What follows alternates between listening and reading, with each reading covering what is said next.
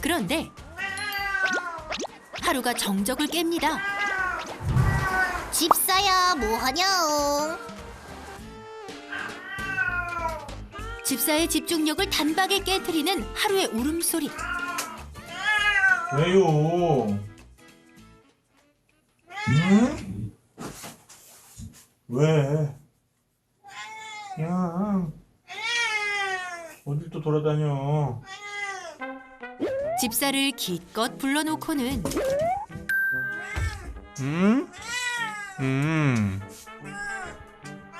제 볼일 보기 바쁜 녀석. 좀 잠잠해지는가 싶더니 이제는 아이의 책상 위로 올라왔는데요.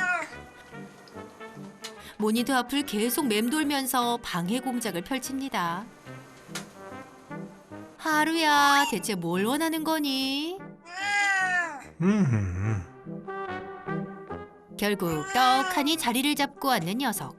집사가 쓰다듬어주자 울음을 잠시 멈춥니다. 일단 나오면서 한번 이제 울고 돌아다니면서 울고 그다음에 이제 좀 뭔가 그게 진정이 돼가지고 이렇게 그냥 앉아 있다가 그 행동이 뭔가 변환될 때 또 한 번씩 울어요. 계속 그러니까 울면서 돌아다녀요. 하루를 조용하게 할 방법이 있는데요. 깃털 잡는 영상을 보여주면 조금 잠잠해진답니다. 까미는 이런 거에는 별로 반응을 안 하고 하루는 감춰졌다가 나타나는 그런 것들에 대해서 되게 관심이 많아요. 놀다가도 흥미가 떨어지면 다시 울지만 나름 집사를 한숨 돌리게 해준다고. 하루 냄새 맡고 왔어. 여기 있어요. 하루 거 여기 있어. 울지 않는 경우는 잠깐 놀 때 아니면 자거나 밥 먹을 때뿐. 하루는 언제부터 울었던 걸까요? 어렸을 때는 그냥 활발하고 형 까미랑 잘 노는 평범한 고양이였는데요. 어느 날 갑자기 울보가 됐다는 하루. 좀 심하게 우네? 라는 생각을 했던 거는 한 대여섯 살 먹었을 때? 근데 이제 그때는 그렇게 오래 간 건 아니었고요. 얘가 좀 심통이 났는데 좀 길게 우네? 요 정도 느낌이었던 것 같아요. 집사는 여행 관련 콘텐츠 기획자 겸 제작자인데요. 집안이 북적북적하다 했더니 오늘 생방송 날이랍니다. 이때 다가와서 관심을 보이는 형, 까미.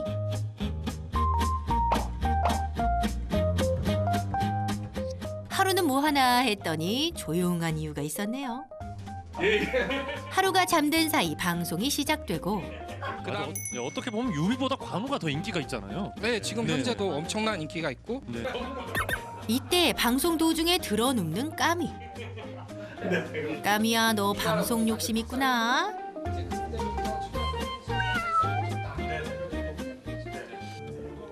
그런데 하루가 깨어났다. 하루야, 생방송이야. 응? 아까 화웅을 내가 작디 작은 화웅을 집사는 방송에 집중하느라 하루가 다가오는지도 눈치채지 못하는데요. 제일 처음에 이제 그런 개인적인 위험한데? 와 강호가 진짜 멋있는 캐릭터. 하루야, 설마? 녹음수실 관리묘 하루님께서 분량을 확보해 주기 위해서 근데 우리 녹음수실 관리묘 하루님께서 분량을 확보해 주기 위해서 지금 본인을 찍고 있다는 걸 어떻게 알고 또 잠깐 방송에 난입을 해주셨었고요. 잘했어. 생방송에 사고를 치고 유유히 사라져버리는 녀석. 하지만 반성은커녕 뭐가 못마땅한지 계속 웁니다. 내 곡소리가 들리지 않는 거냐옹. 다들 고양이 많이 길러본 사람들은 대충 고양이가 뭘 원하는지를 좀 파악을 할 수 있는데 정말 하루는 완전 미스테리. 도대체 어떤 울음소리를 낼 때 어떤 생각을 가지고 우는지에 대해서 조금도 짐작할 수 없는. 종합검진을 받으러 가서 그런 고민을 토로를 한 적은 있죠. 근데 뭐 특별히 거기에 대한 솔루션을 받지는 못했고 그냥 뭐 건강은 일단 이상 없다.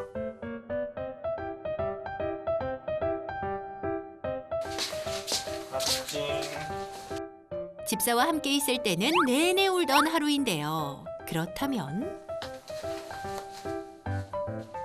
집사가 없을 때는 울까요? 안 울까요? 하루의 반응이 몹시 궁금해지는 순간인데요. 오호, 하루 녀석 얌전한 거 보세요. 그럼 너 여태 집사님한테 관심 받으려고 온 거니?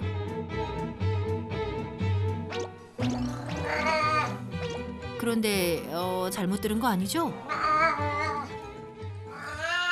아니, 들어줄 집사님도 없는데 대체 왜 이리 서럽게 우는지?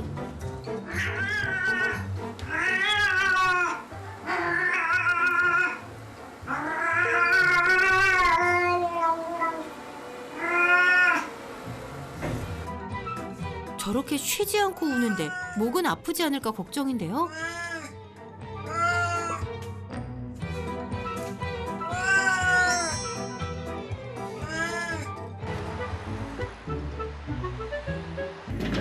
드디어 집사가 집으로 돌아왔는데요.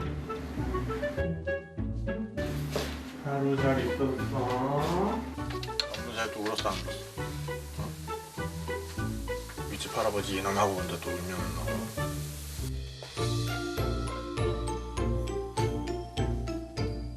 형 어디 갔어 형? 집사님 없는 동안 하루 많이 울었어요. 집사가 토라진 하루를 달래주니 언제 울었냐는 듯 뚝 그친 녀석. 집사님이 있던 없던 우는 하루. 혹시 짐작 가는 이유라도? 해외에 뭔가 이제 여행을 제가 이제 만들어서 다른 분들과 함께 가는 여행을 만들어서 갈 때도 있거든요. 집을 좀 길게 비우면 뭐 한 거의 한 3주까지도 비웠었으니까. 근데 이제 그럴 때는 이제 친구들이 와서 이제 뭐 똥 치우고 밥 주고 간식 주고 잠깐 애들이랑 시간 보내다가 이렇게 가고. 이제 그러고 나서 돌아온 다음에 심해졌지 않았을까 하는 의심도 할 수 있겠네요. 집사의 잦은 그리고 긴 해외 출장에 하루의 울음이 더 심해진 건 아닐까. 늘 마음이 아프다는 집사. 그래서 어차피 해외 나가기 어려운 요즘 웬만하면 녀석과 함께 시간을 보내려 하는데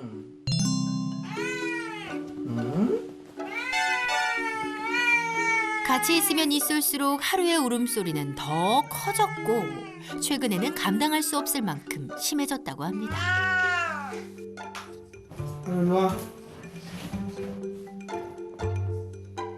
자, 일로 와. 이럴 땐 집사 비장의 무기를 꺼낸다는데요. 바로 하루가 가장 좋아하는 집사의 옷. 집중하고 팔을 꾹꾹이를 하는 녀석.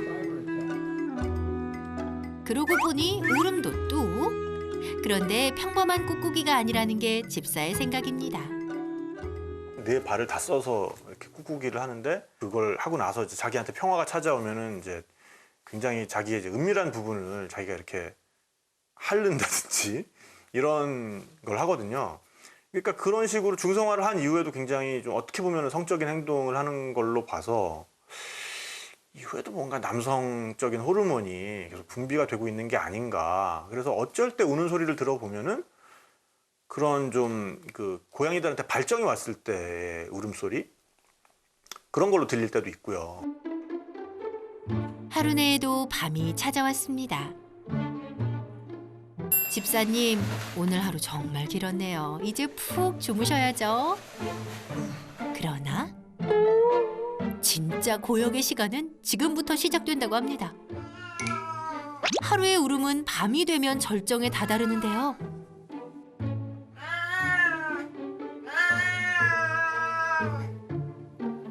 집사가 잠들기 직전에 들어와서는 일어나라고 재촉합니다.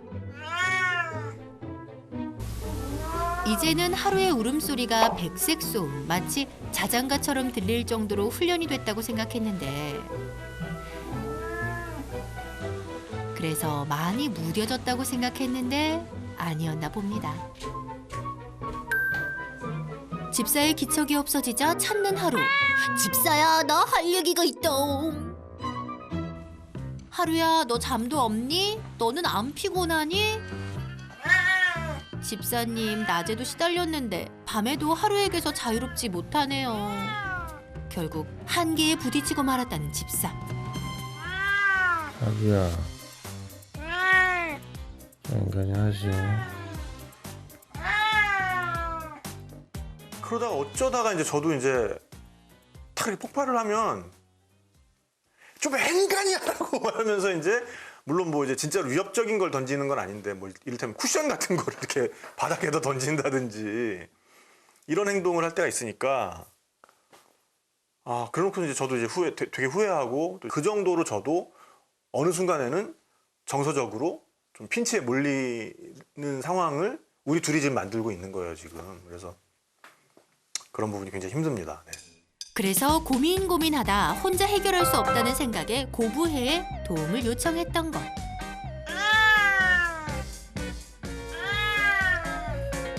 하루야, 집사님은 너 때문에 잠도 제대로 못 잤어. 집사는 모닝콜을 원하지도 않는데 자꾸만 깨우는 녀석. 하지만 사실 집사님의 진짜 걱정은 따로 있습니다. 하루에게 있어서는 울음소리가 가지고 있는 커뮤니케이션으로서의 역할을 거의 기대를 못하고 있으니까 저렇게 많이 우는 가운데에서 정말 필요한 걸 제가 모르고 못 챙겨주고 있는 게 아닌가라는 그런 걱정도 있죠. 나이 12살, 사람으로 치면 환갑을 훌쩍 넘은 하루. 아파서 울 때도 못 알아챌까 봐 그게 제일 걱정이라는 집사. 여러분도 하루의 울음소리를 잘 들어보세요.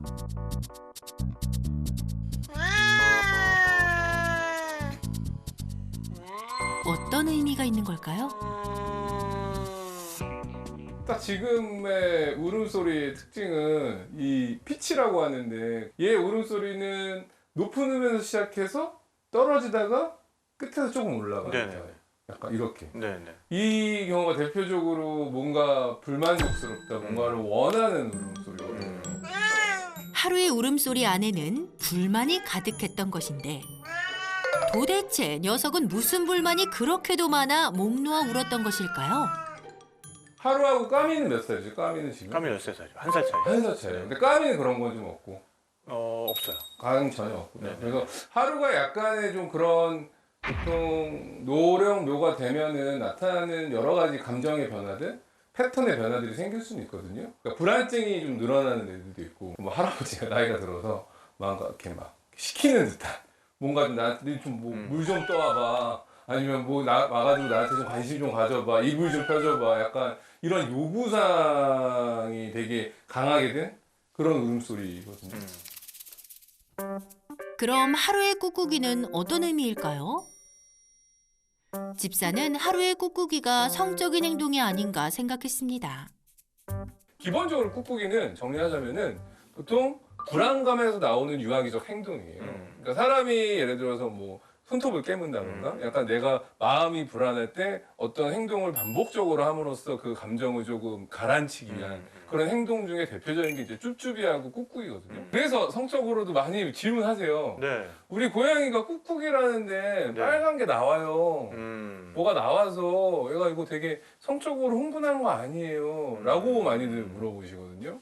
근데 이게 꾹꾹이라는 게 성적인 흥분을 위해서 하는 행동이 아니기 때문에 그건 약간은 오해의식을 하거든요. 네. 근데 이제 뭐 마음의 안정감이 되면서 뭐 자연스럽게 뭐 생식기가 좀 튀어나올 수는 있기는 하죠. 하루야, 오해해서 미안. 불만과 불안한 감정의 소용돌이로 인해 울음이 잦았던 하루와는 달리 같은 환경에서 자랐어도 까미는 울지 않았는데요. 쟤는 세상 그냥 뭐라 그럴까? 태평하고. 그냥 편안해요. 네네네. 그냥 편안해. 네네네. 그 세상을 편하게 보는 애. 되게 역설적이네요. 이 두 고양이의 캐릭터가 똑같이 나이를 들어가고 있는 노령묘인데 네네. 까미는 뭘 하고 싶어하는 애가 아니어서 그러니까 뭐라 그러면 그냥 쉬고 싶고 네. 그냥 일어나서 좀 이렇게 좀 움직이다가 조금 뭐 밥 좀 먹고 좀 쉬고 약간 이런 스타일인데 하루의 성향을 생각했을 때는 좀 더 좀 많이 무료한 느낌? 좀 재미가 없는?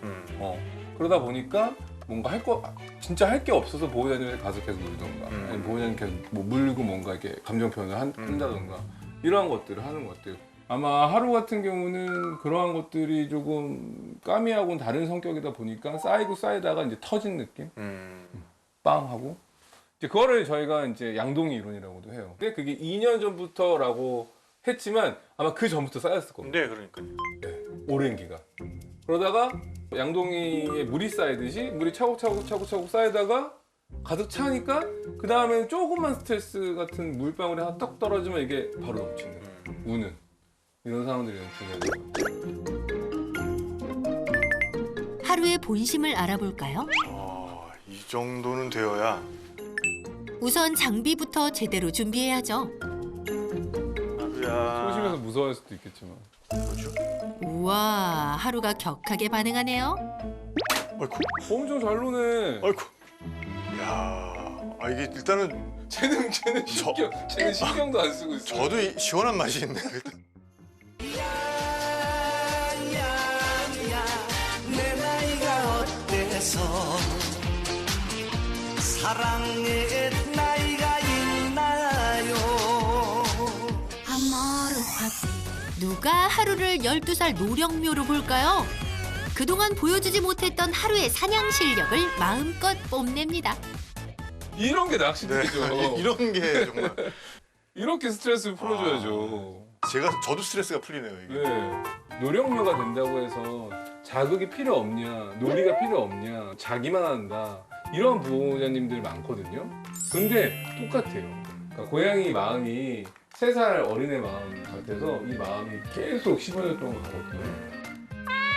마음은 청춘이다오. 환경적인 걸 좀 봐야겠지만 완전히 고양이 친화적인 공간은 아니에요. 친화적인 공간이 아니라고요?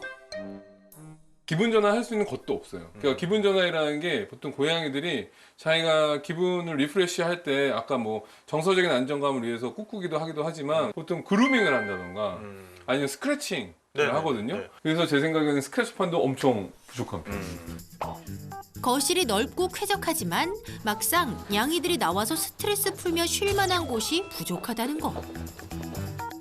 밥 먹는 곳은 어떨까요? 이렇게 네네. 이 밥 먹는 거 네네네. 이런 곤란한데 아. 이게 되게 다양하게 있던가 아니면 정해진 시간에 주시는 게 되게 중요해요. 하루에게는 밥도 재미있게 줘야 한답니다. 그렇다면 화장실은? 여기 화장실 네네네. 화장실은 특히 대대적인 개선이 필요해 보입니다. 재질이 별로고 사이즈가 너무 작고 사이즈가 이거보다 제가 봤을 때는 한 1.5배에서 2배는 되는 거죠. 그래요. 네. 그리고 화장실을 이렇게 붙어놓지 않습니다. 까미는 속이 편안해여서 속이 편한 스타일의 고양이여가지고 얘는 그냥 써요 이거를. 근데 하루는 못 그럴 가능성이 높죠.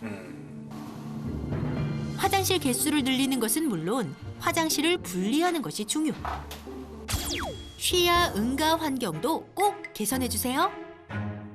마지막으로 쉬는 공간을 살펴볼까요? 그러니까 보통 고양이한테 가장 중요한 공간 중에 하나가 올라갈 수 있는 공간하고 그래서 네. 둘 다 이 여기를 되게 좋아해요. 그러니까 여기가 네. 여기서부터 계단식으로 이렇게 네. 올라올 수 있게 돼 있거든요. 네, 이게 이제 자연스러운 이제 네네네. 캣타워가 된 거죠. 네네. 이 공간은. 그리고 캣타워도 있고 보호자님도 여기 주로 있고 그 다음에 쉴 수 있는 숨숨집 같은 약간 편안하게 안락한 공간이 있다 보니까 이 공간이 어떻게 보면은 이 하루나 까미한테는 최애 장소가 될 수도 있을 것 같아요. 네네네. 휴, 서재는 양이들의 쉬는 공간으로 다행히 합격입니다. 이제 10살 이후가 되면 많은 신체적인 변화도 생기고 뭐 정서적인 변화도 생기고 움직임의 저하도 생기고 할 수 있지만 여전히 고양이가 가지고 있는 가장 핵심적인 사냥놀이나 여러 자극들 뭐 시각적인, 청각적인, 후각적인 여러 자극들을 지속적으로 주는 것도 되게 중요하고요. 그래야지 고양이도 사람과 마찬가지로 인지기능 장애, 치매 같은 것들이 오기 때문에 그러한 것들을 조금은 늦추거나 조금은 뭐 예방할 수 있지 않을까 싶어요. 그 까미를 기준으로 해서 우리 하루까지 좀 이렇지 않을까라고 생각을 마음대로 해버렸던 게 가장 큰 실수였던 것 같아서 저도 그런 부분은 좀 크게 반성을 하고 하루야 일단은 내가 화장실도 밖에다가 빼가지고 볕 잘 드는 데다가 놔주고 저 베란다에다가 캣폴도 아주 그냥 신상으로 마련을 해드릴게요. 네? 잘해라. 짜잔! 집사의 직접 만드는 먹이 장난감 그 과정을 공개합니다. 먹이 퍼즐을 이렇게 DIY로 만들어서 우리 애기들이 좀 재미있게 먹이를 먹을 수 있도록 나름 좀 노력을 해봤습니다. 네. 앞으로는 하루가 밥 먹는 시간도 놀이를 하듯 즐거워지겠네요. 처음 접해보는 먹이 장난감이라 하루도 적응이 필요해 보입니다. 신상 캣타워도 도착하고 솔루션 받은 그대로 실천하신 집사님 참 잘하셨어요. 이번에 정말 많은 걸 배우고 많은 걸 깨달았어요. 그래서 재미있고 행복하고 쾌적하게 저랑 살아갈 수 있도록 계속해서 노력을 해나가겠습니다. 언제나